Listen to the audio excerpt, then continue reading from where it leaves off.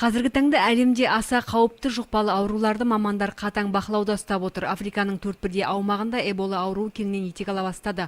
Бұл өте тез тарайтын ауру. Жалпы бұл аймақтарда осы ауруды жұқтырған 200 мың жағдай тіркелсе, оның жартысынан астамы осы аурудан көз жұмған. Симптомы лихорадки Эбола это повышение. Эбола деп атап кеткен қатерлі дерттің басты белгілері қандай? Ең алдымен адамның ыстығы көтеріледі. Бойында әлсіздік пайда болып, тамағы, адамның буындары ауыра бастайды. Ішкі және сыртқы ағзаларынан қан кете бастайды. Бұл жерде ауруды дәрігерлер жұқтырып алуы мүмкін. Себебі ауру қан арқылы жұғады. Оған қоса бұл ауру жыныстық қатынастар арқылы және ауа арқылы да беріледі.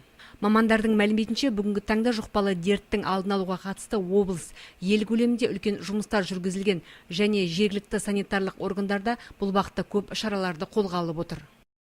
В настоящий момент все лица, которые... Жалпы қазіргі таңда мұндай карантин жарияланған аймақтардан келіп жатқан азаматтар қатаң бақылаудан, дәрігерлердің тексерісінен өтіп жатыр. Сондықтан да біздің аймаққа олар әкелінбейді. Десе де экономикалық туристік саланың дамып келе жатқан естен шығармай, сақтық шарасын ұмытпаған жөн. Біз бүгінде барлық емдеу орындары мен туристік фирмаларға эпиджағдайларды қалыпта ұстауға бағыттаған ақпараттарды, ескертулерді жібердік. Барлығын бақылауымызда ұстап отырмыз.